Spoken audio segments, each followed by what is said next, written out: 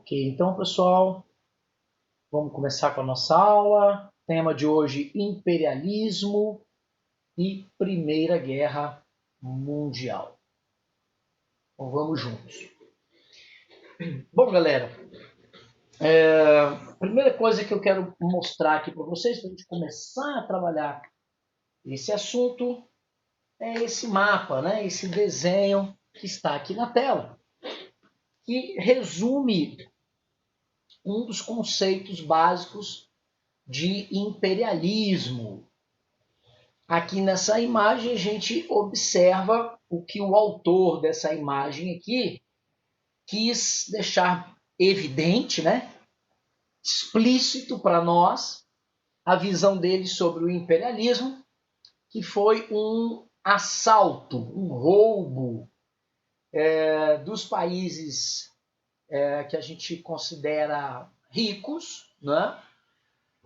Todos eles situados aqui ao norte da linha do Equador, ou seja, países capitalistas desenvolvidos, países como os Estados Unidos, no caso da América, e os países europeus, que de uma forma muito explícita, né, roubaram, saquearam, levaram as riquezas, no caso aqui da imagem do continente africano, fazendo uma referência não ao continente em si, claro, mas aos povos de origem africana para, para os seus países. Né?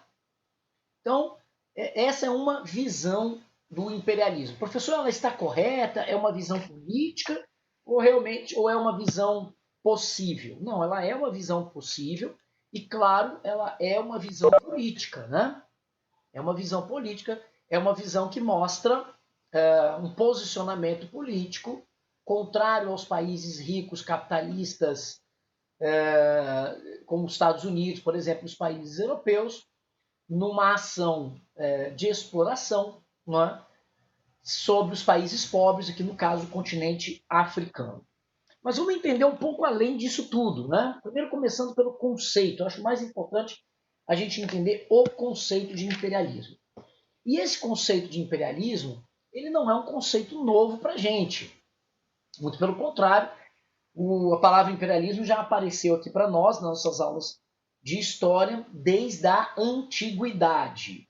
Quando a gente fala de imperialismo grego, quando a gente fala de imperialismo romano, nós estamos falando dessa mesma palavra que está aqui na tela.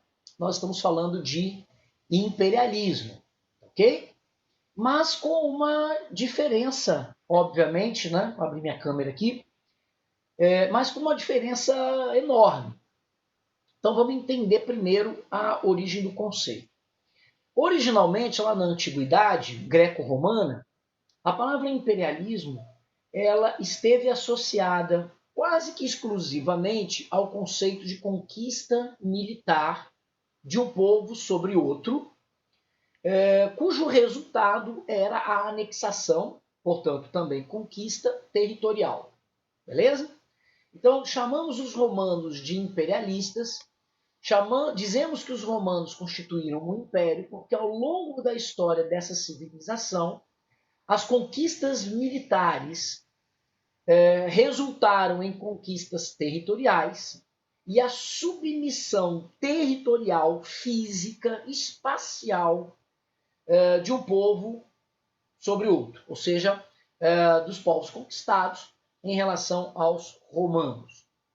Então, esse é a origem do conceito imperialismo. Ok? Quando a gente chega no século XIX, essa palavra imperialismo ela vai ser utilizada com uma outra perspectiva que vai além o sentido de conquista territorial e o sentido de dominação terrestre, dominação física, né, do território, das tropas invadirem o espaço, conquistarem aquele espaço e submeterem fisicamente o povo, permanece, mas junto com esse sentido aparecem outros. E aí a palavra imperialismo vai frequentemente ser utilizada também para retratar dominação. Então, no século XIX, o imperialismo passa a ser dominação. Mas outros tipos de dominação ou outros conceitos de dominação, ok?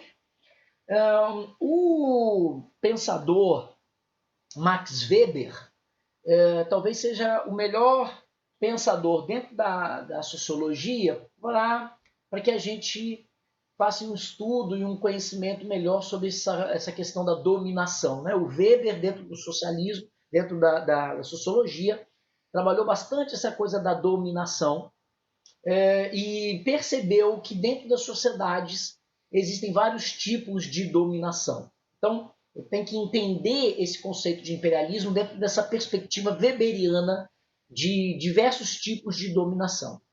E um dos tipos de dominação que existe no século XIX é a dominação econômica, né?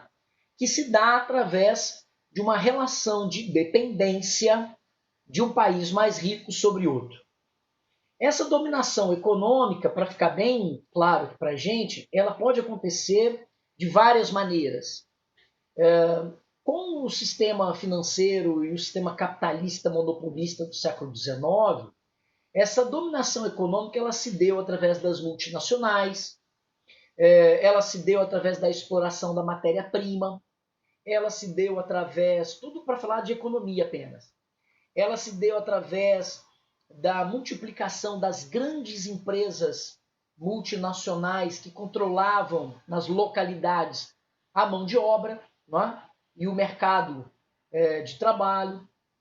Então, vamos dar um exemplo claro, né? Uma grande empresa multinacional, onde localmente ela controla o mercado de trabalho, tem um poder político sobre aquela localidade muito grande, porque a falência dessa empresa implica na falência de inúmeras famílias que dependem do salário pago por aquela empresa. Né? Então, vira uma questão social, além de uma questão econômica. É um tipo de dominação também. Mas a dominação econômica também pode ser financeira, através dos diversos mecanismos internacionais criados no século XIX, financeiros, bancários, criados no século XIX, que criam essa relação de dependência. Por exemplo, o FMI, o Fundo Monetário Internacional, que frequentemente empresta dinheiro para os países, para obras, para questões de saúde, para questões sociais, para obras de infraestrutura, por exemplo, isso cria um laço, uma dependência também econômica. Né? O sistema financeiro também cria laços de dependência econômica. Eu acho que vocês conseguem perceber isso muito bem no momento que a gente vive hoje, que é o momento da pandemia, como que o Brasil é dependente, por exemplo, de equipamentos na área da saúde, particularmente nesse caso que nós estamos vivendo agora da Covid, os respiradores, né?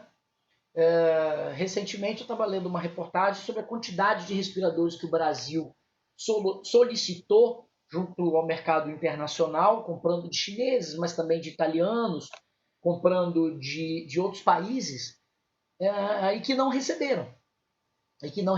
Pagaram, né? Compraram, pagaram e não receberam. O que gera, claro, aqui para nós aqui um problema de caráter social, de saúde pública, né? Falta de respiradores, por exemplo. Isso é uma dependência? Sim. Isso é uma forma de imperialismo nessa visão moderna, vamos dizer assim, contemporânea, que eu estou trazendo para vocês? Também. Tá? Então esse é um elemento. Um outro elemento, talvez seja esse o mais importante, é que o imperialismo ele também acontece pela questão cultural. E aí é uma novidade, né? Para a sociologia do século XIX, do século XX, a escola de Frankfurt na Alemanha, né? O Adorno, o Horkheimer, esses pensadores que vão analisar a questão da cultura, do capital, da relação entre cultura, capitalismo, entre produção cultural e capitalismo, as relações de poder que se estabelecem, esses caras começaram a perceber que o imperialismo, no século XIX e no XX também, criou outros mecanismos de controle e dominação que passavam pela questão cultural. Como que a gente consegue perceber e evidenciar isso na sociedade? Com a introdução, por exemplo, da língua, de um idioma, de um povo sobre o outro. Então, por exemplo, aqui no Brasil, né? Como é grande a influência da língua inglesa, né? No nosso cotidiano, no nosso dia a dia, tá certo? Então, nessa visão, isso é uma forma de dominação, isso é uma forma de imperialismo. Mas, por exemplo, para falar um pouco melhor sobre isso, a gente poderia pensar no modo de vida, né? O famoso modo de vida americano, e relacionar isso com o capitalismo, né? A ideia de consumo, a ideia de consumismo. Então, por exemplo, quando a gente observa questões como a venda, por exemplo, de celulares, o iPhone, por exemplo, né? Essa imagem que frequentemente a gente observa na televisão quando lança um produto novo da Apple, por exemplo, e tem aquelas filas quilométricas onde as pessoas dormem na fila para comprar o aparelho, né? Que não é para comprar o celular, mas para comprar o que o celular representa, o que aquele celular representa. O aparelho ele passa a ter vida própria, né? É o fetiche da mercadoria, para falar sobre Marx, fetichismo da mercadoria. A gente passa a dar mais valor ao ter do que ao ser, e isso também é um estilo de vida próprio do sistema capitalista, próprio de alguns países industrializados, que necessitam criar entre nós, sociedade humana dentro do planeta, uma necessidade de consumo que possa fazer girar a roda industrial, né, da produção. Então, essa nova visão de imperialismo também trata dessas questões, desses elementos, ou seja, dessa visão de que isso é também uma forma de dominação. Ok? Tudo bem? Bom, então, entender a Primeira Guerra Mundial é entender isso, tá? É entender todas essas relações que a gente citou aqui, entender também os movimentos de resistência que estão envolvidos ao imperialismo, que isso não acontece de forma ingênua, não é que as pessoas absorvem e aceitam isso sem nenhum tipo de resistência. Haverá resistência. Essa resistência, ela muitas vezes vai ser armada, não só ideológica, mas também armada. Então, alguns exemplos, né, de movimentos de resistência. A Guerra do Ópio, na China, a Guerra dos Cipaios, a Guerra dos Bóeres, tá certo? São movimentos de resistência armado que vão pipocar na África, na Ásia, também dentro da América, tá certo? E vão marcar esse período do imperialismo. Bom, o que isso interessa para nós? Estamos falando, vamos avançar aqui um pouquinho. O que isso interessa para nós? Estamos falando de Primeira Guerra Mundial, de imperialismo e de Primeira Guerra Mundial. Isso interessa para que a gente possa compreender que os países europeus buscaram, no século XIX e no século XX, dividir o restante do planeta, meia dúzia de países, conforme os seus interesses políticos, econômicos e culturais da época. Essa charge aqui explicita, né, deixa de forma explícita essa ideia. Então vocês conseguem observar aqui que as potências europeias, né, aqui a Inglaterra, a Alemanha, a Rússia, o Japão, estão dividindo aqui uma pizza, né, que está escrito aqui China. Então eles estão dividindo a China, a Ásia, né? Isso aconteceu, por exemplo, também na África com a Conferência de Berlim no século XIX, onde as potências europeias sentaram à mesa com o mapa da África aberto sobre essa mesa e com uma régua e um lápis dividiram os territórios africanos de acordo com seus interesses coloniais. Por isso que quando você olha para o mapa político da África, você vê linhas retas cortando lá o mapa, porque foi exatamente dessa maneira que os caras dividiram aquele território, cuja consequência a gente sabe bem qual é. tá certo? Além da exploração, que a primeira imagem mostrou, a primeira tela mostrou, a exploração das riquezas, dos recursos naturais, da destruição das matas, o esgotamento do solo, né? Além dessa questão, que frequentemente é abordada nas questões de vestibular, tá certo, gente? Nas questões de Enem, porque, como vocês conseguem perceber, esse tema é muito rico para você associar com geografia, para você associar com biologia, na parte de ecologia e meio ambiente, certo? Esse tema é muito rico para explorar questões nessa interdisciplinaridade, ok? Mas, além disso, isso gerou um problema social muito grave dentro da África, que foi dividir a África sem considerar as diversas etnias que habitavam aquela região e que habitam até hoje, sem levar em consideração as diversas constituições culturais, políticas, religiosas, os costumes, os saberes, os hábitos de um continente que majoritariamente estava dividido no século XIX e início do século XX em tribos, né, em organizações familiares, muito características das sociedades tribais. Então, na prática, você colocou no mesmo saco, né, ou no mesmo território, dividido pelo compasso e pela régua, tribos que deveriam seguir os mesmos hábitos, costumes, por exemplo, dos belgas, quando a gente fala de Congo belga, por exemplo, sem considerar o passado histórico dessas sociedades. Qual foi o resultado disso? O impacto direto, né, desse imperialismo violento em cima da África. As brigas étnicas, tá certo? As guerras raciais, as revoltas étnicas, a tomada de poder, o uso da violência, a ausência do Estado, ok?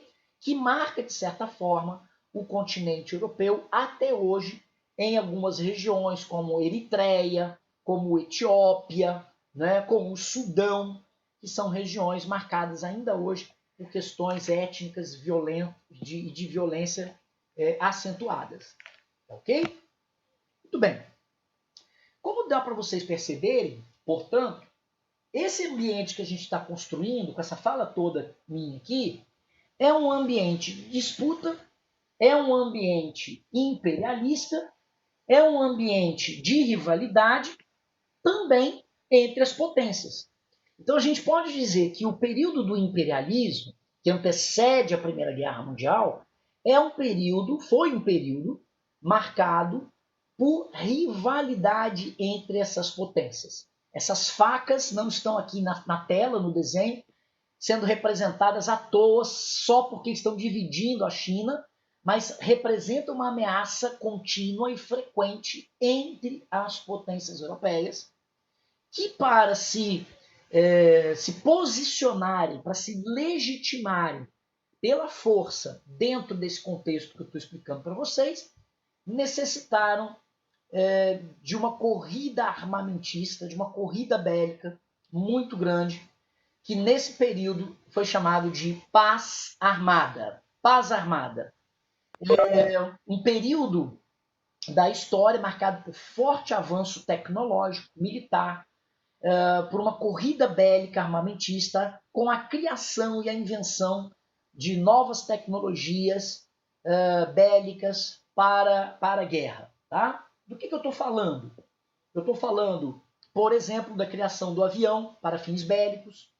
Eu estou falando da criação de porta-aviões, submarino, tanque de guerra, as granadas modernas utilizadas, as armas automáticas de repetição, os primeiros esboços de foguetes e morteiros, tá certo?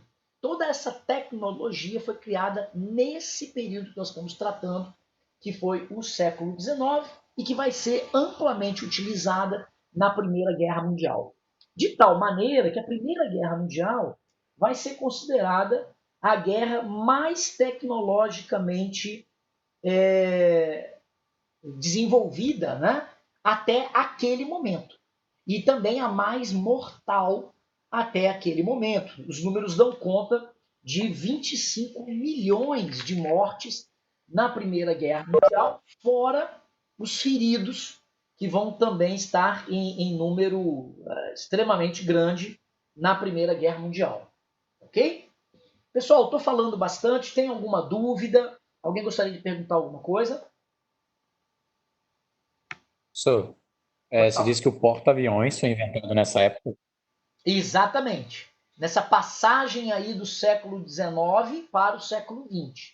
O avião de guerra, o porta-aviões, o submarino, o tanque de guerra, tudo está aí nessa passagem aí entre 1880, 1890 até 1930. Em 50 anos, na passagem do 19 para o 20, toda essa tecnologia bélica que hoje a gente conhece aí, vê nos filmes, né, foi inventada e foi criada. Foi o período de maior avanço tecnológico bélico que a gente verificou na história, tá? E hoje a gente está vivendo uma outra corrida armamentista. Hoje não, né? Na verdade, nos últimos 50 anos, de 1970, 1980 até os dias de hoje, né? Mais uma vez, nos últimos 50 anos, uma nova corrida, mais pela automação da guerra, tá certo? Certamente as grandes guerras que serão travadas no futuro, porque o ser humano gosta de guerra, né? Então isso certamente não vai desaparecer.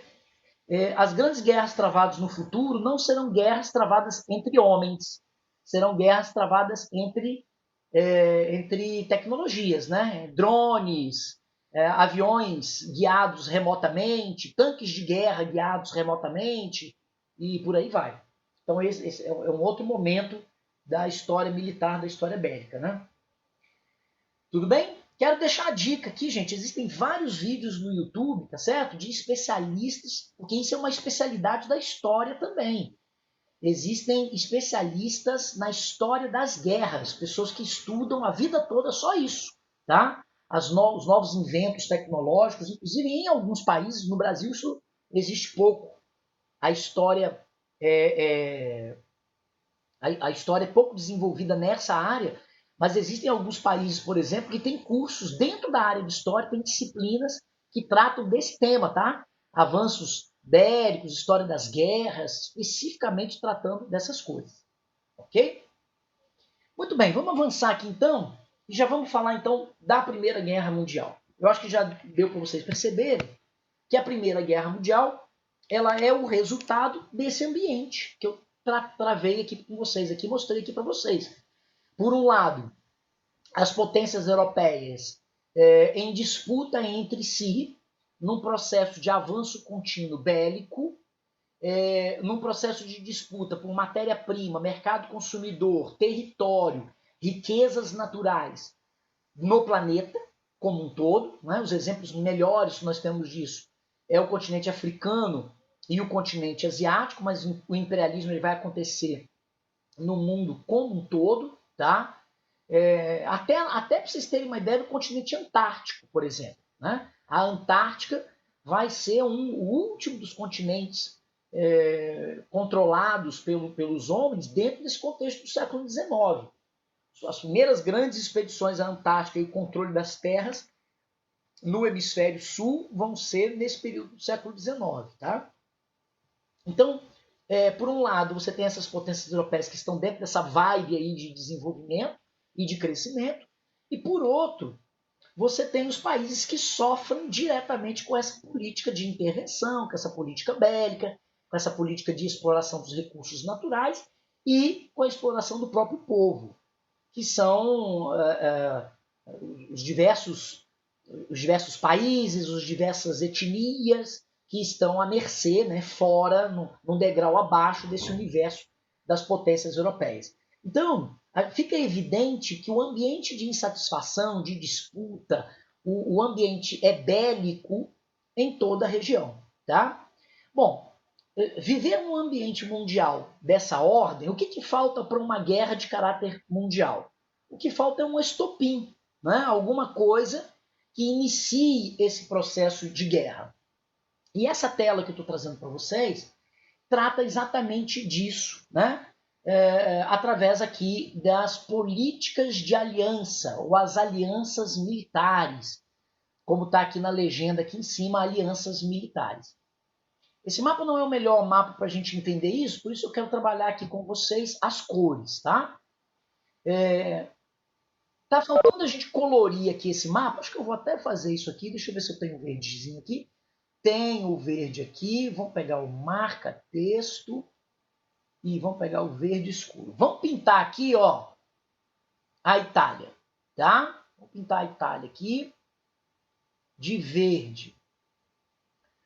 Como dá para vocês perceberem, ao pintar a Itália de verde, eu estou colocando a Itália unida junto com outros dois países centrais, tá certo? Deixa eu pintar aqui a Sicília também, não vamos esquecer dela. Junto com outros países centrais, que são a Alemanha e a Áustria-Hungria. Ok? Esses três países, secretamente, nesse contexto bélico, fizeram alianças militares para uma possível guerra que poderia acontecer. Tá? Então o ambiente era de disputa, era de medo. Vamos fazer alianças. Como que funciona essa aliança? Qualquer dos países que participasse dessa tríplice, se entrasse em guerra, seria protegido, seria apoiado pelos demais países. Então, se a Itália entrasse em guerra, a Alemanha e a Áustria-Hungria defenderia a Itália. Joia? Uma outra aliança também semelhante foi feita entre outras potências, que eu vou até trocar a cor aqui, vamos botar em vermelho para destacar bastante, que foi a França, aqui a Inglaterra e aqui a Rússia, tá? Então nós temos, basicamente, vou colocar aqui em verde também para fazer igualzinho, aqui ó, essa organização aqui, Áustria, Hungria, Alemanha e Itália, França, Inglaterra e Rússia. Essas são as políticas de alianças secretas, tá bom? As centrais, as alianças centrais, Tríplice Aliança, né? É o nome dela, Tríplice Aliança, e as periféricas aqui em vermelho, né? No mapa em rosa, Tríplice Entente. Então gravem esse nome aí, Tríplice Entente e Tríplice Aliança. Professor, nós já estamos em guerra nesse momento que você só está falando aí? Não, já é 1914, início da Primeira Guerra Mundial? Não, gente, isso aqui é século XIX ainda, isso aqui é início do século XX ainda. A guerra não começou, mas o ambiente é um ambiente bélico. E esses acordos militares eles estão sendo feitos exatamente para que, caso a guerra estoure, e ela vai estourar, eles estejam preparados. Tudo bem? Deu para entender a política de alianças? Frequentemente isso cai nos exercícios, tá, galera? Então fiquem atentos aí, tá bom? Então a Anne já disse que deu, que tá tranquilo. Então, beleza. Bom, outra coisa importante nesse mapa aqui que vale a pena a gente prestar bastante atenção. A Rússia, ela é um país que é imperialista, não é? Mas ela está muito mais distante dos países imperialistas centrais, Itália, Alemanha, Áustria-Hungria, e do lado ocidental, Inglaterra e França, porque a Rússia ainda trazia, no século XIX e início do século XX, características rurais, feudais, medievais muito fortes. Tá? Alguns exemplos para vocês. A base da economia russa era agrícola no percentual de 85%. Isso é muito, galera. Porque, por exemplo, a Alemanha e a Inglaterra, nesse mesmo período, tinha em torno de 30%, mais ou menos, 30%, 35% da economia ligada à agricultura. O resto era serviço, comércio e indústria. Então, o desenvolvimento industrial da Alemanha e da Inglaterra, comparado à Rússia, era mais do que o dobro. Ok? Outra situação.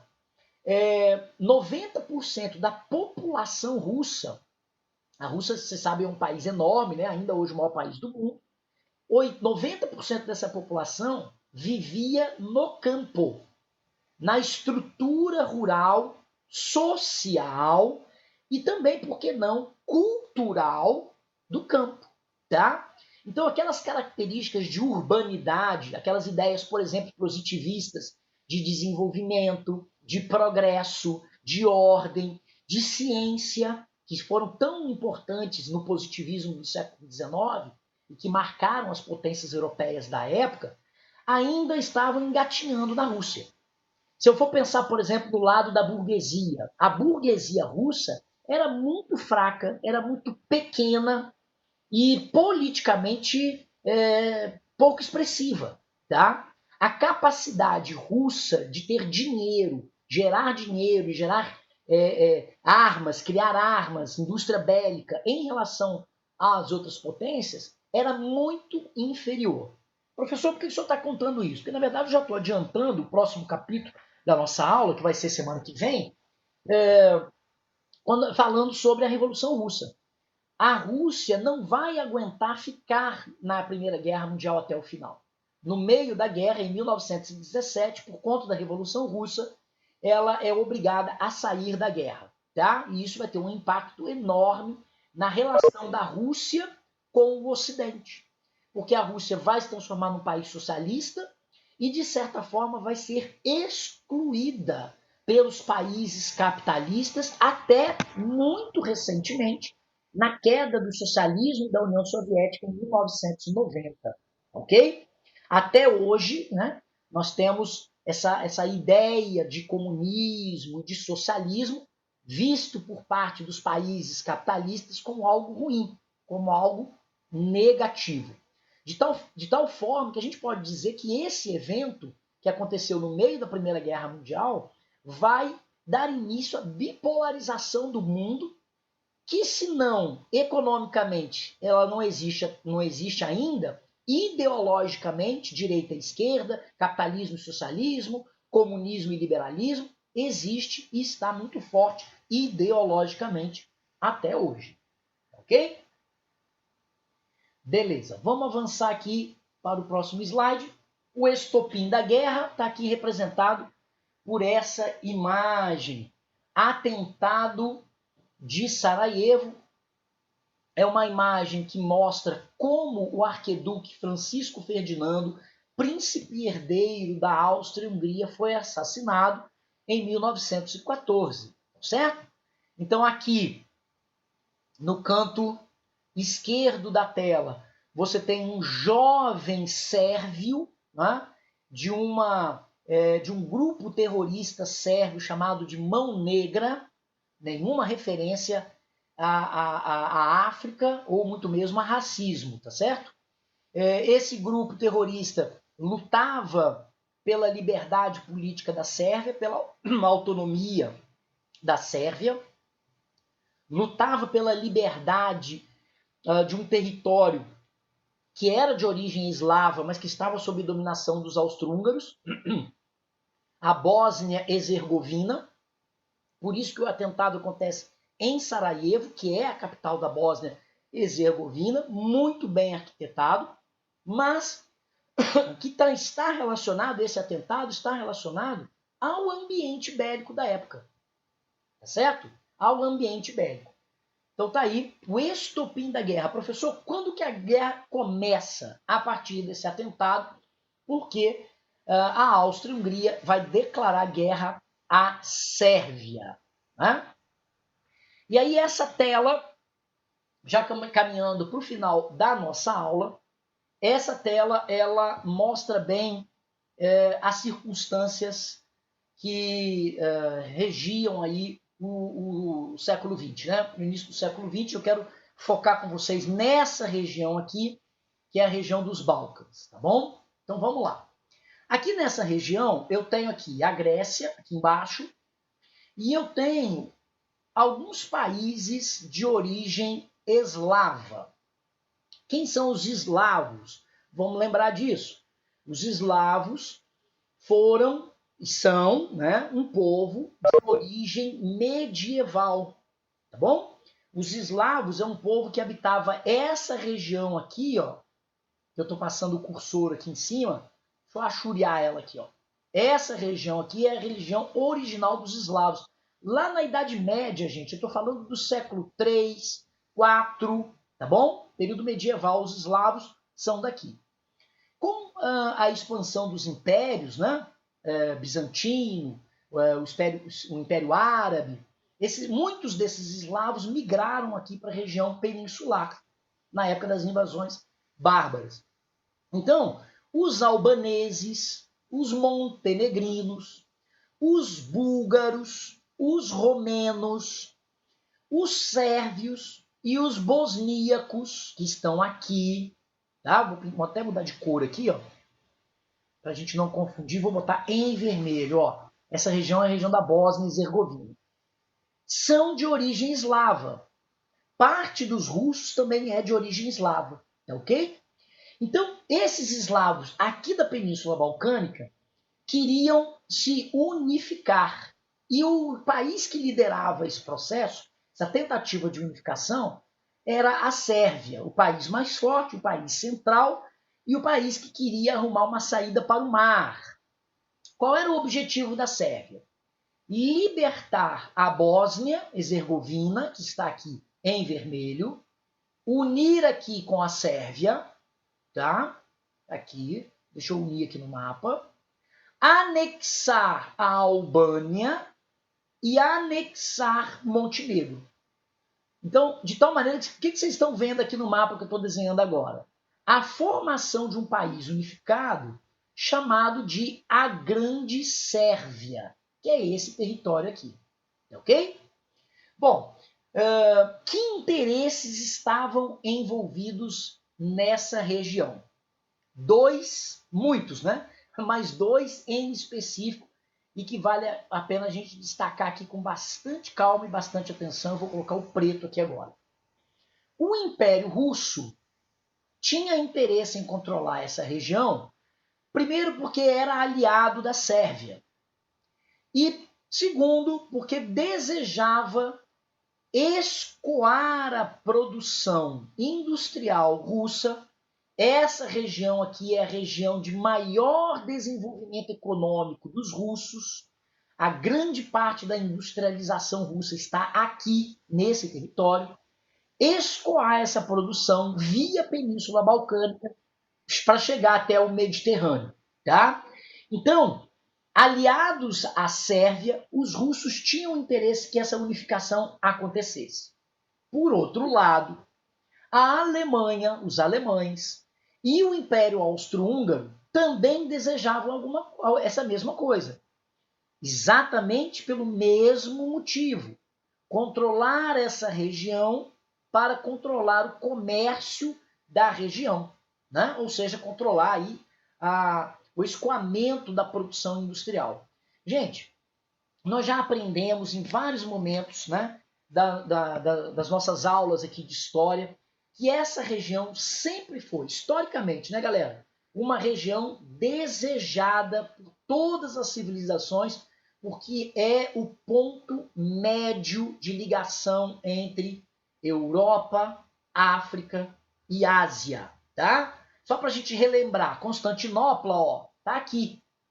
Constantinopla tá aqui, que sempre foi uma cidade hiper desejada para as rotas, né? As rotas comerciais entre Oriente e Ocidente, ok?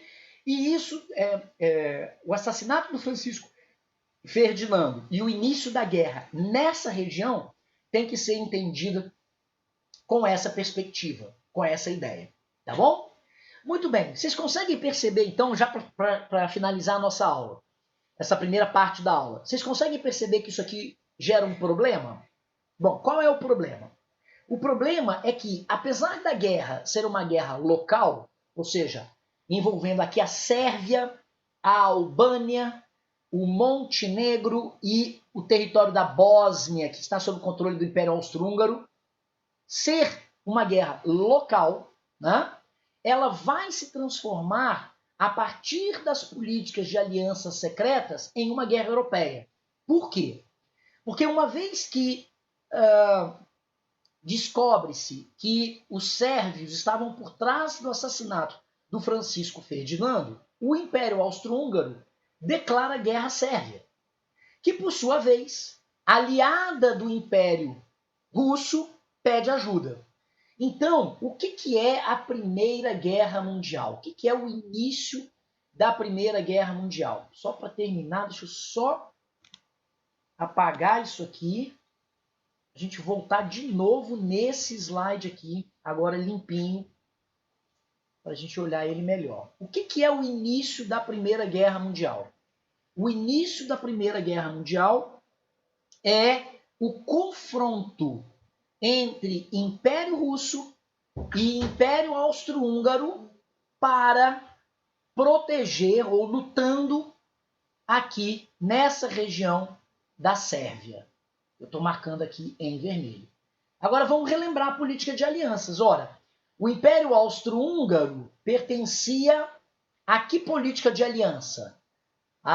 A Tríplice Aliança. Império Austro-Húngaro, Império Alemão e Itália. Tá ok? E no caso, a Rússia.